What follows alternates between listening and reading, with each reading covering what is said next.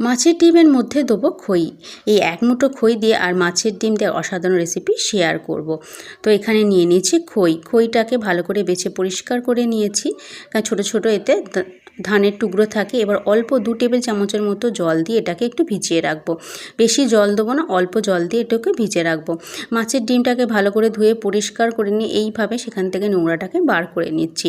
বার করা হয়ে গেলে কি আন্দাজ মতো হলুদ গুঁড়ো, কাশ্মীরি লঙ্কার গুঁড়ো, নুন আর দিয়ে দেবো গরম মশলার গুঁড়ো আর পেঁয়াজ কুচি দিয়ে দেবো, আর দিয়ে দেবো খইটা। দেখুন অল্প জলেই কি সুন্দর হয়েছে খইটা।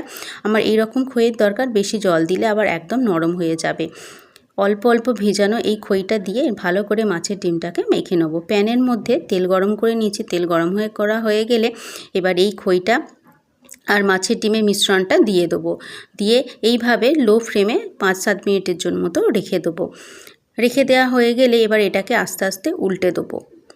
একবারে সমস্ত কিছুটা উল্টাতে যাব না, তাহলে এটা ভেঙে যাবে একদমই, যেহেতু খই দিয়ে আছে খুব নরম। তাই এইভাবে কেটে কেটে নিয়ে এগুলোকে উল্টে দেবো। মাছের ডিম রান্না করার পর অনেক সময় শক্ত হয়ে যায়, তো খই দিয়ে এইভাবে একবার রান্না করে দেখবেন, একটুও শক্ত হবে না আর খেতে কিন্তু অসাধারণ লাগে। তো এইভাবে উল্টে পাল্টে এগুলোকে একটু ভেজে নিচ্ছি, খেতে কিন্তু অসাধারণ লাগবে। এগুলো শুধু খুঁতে খুব ভালো লাগে। তো এইভাবে উল্টে নিয়ে এবার এগুলোকে এবার কেটে নিচ্ছি। কেটে নিয়ে এবার ভালো করে উল্টে পাল্টে ভাজা হয়ে গেলে এবার এগুলোকে তুলে নেব। এগুলোকে তুলে নিচ্ছি।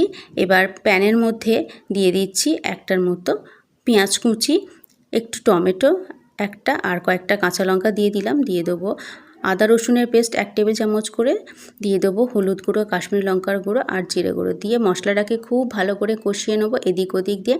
মশলাটা খুব ভালো করে কষানো হয়ে গেলে এতে আন্দাজ মতো দিয়ে দেবো নুনটা দিয়ে এবার ঝোলটাকে ফুটতে দেবো। ঝোলটা যখন ফুটে উঠবে তখন মাছের ডিমগুলোকে সব দিয়ে দেবো। দিয়ে কিছুক্ষণের মতো ফুটিয়ে নেবো, যাতে এই মাছের ডিমের মধ্যে এই রসটা ভালো মতো ঢুকে যায়। চাপা দিয়ে 7-8 মিনিটের মতো একটু রেখে দেবো।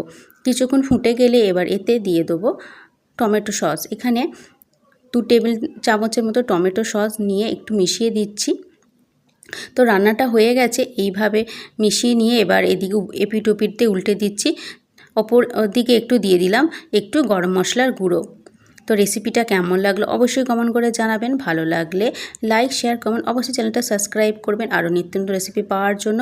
মাছের ডিমের সাথে এই খই দিয়ে রেসিপিটা অবশ্যই ট্রাই করবেন। আশা করি ভালো লাগবে। ভিডিওটা শেষ পর্যন্ত দেখার জন্য অসংখ্য ধন্যবাদ।